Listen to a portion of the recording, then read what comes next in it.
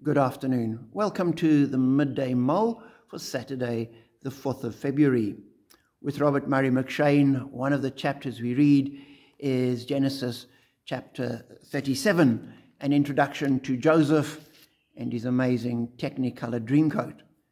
Now, he was the second youngest son of Jacob, called Israel, and he was the favorite son. We're told, now Israel loved Joseph more than any of his other sons because he had been born to him in his old age, and he made a richly ornamented robe for him. So our introduction to Joseph and his amazing Technicolor Dreamcoat. And this is a dysfunctional family. I think any parent knows you love your children equally, and you certainly don't show favoritism because that's asking for trouble.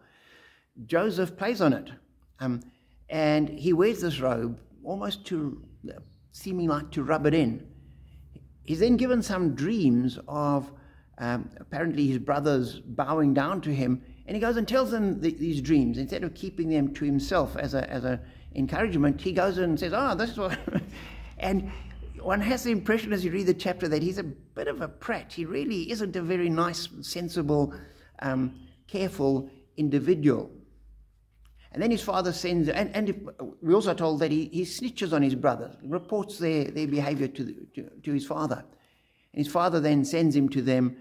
They decide they're going to thwart his plans.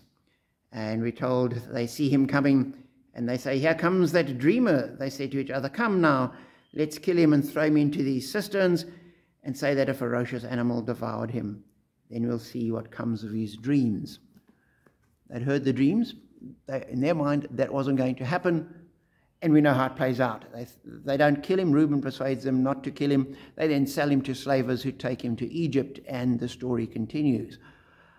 But there were two things that I thought. The one is, this is a dysfunctional family.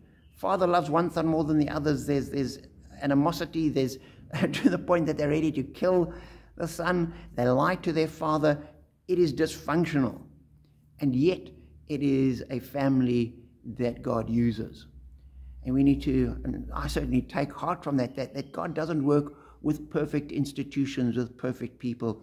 He can use broken, dysfunctional people and families and organizations for his glory. And so that's an encouragement. And the second encouragement is the brothers think by doing this, they'll bring their dreams to an end. Those dreams had been given by God, and it's almost they think, we can thwart God's will. You can never do that. And for me, that's another encouragement. When God says that he loves us, when God says he will lead us safely home to eternity, no matter what happens, nothing can thwart the word of God and the promises of God and what God says is going to happen. So for me, that's a great encouragement as well. So as you go through the rest of the weekend, take heart. God's on our side, and therefore nothing can stop that. Nothing can thwart his will. And we don't have to be perfect. God works with imperfect people. People like me, possibly like you, people like most of the people I know. God works with ordinary folk. And that's a great blessing as well.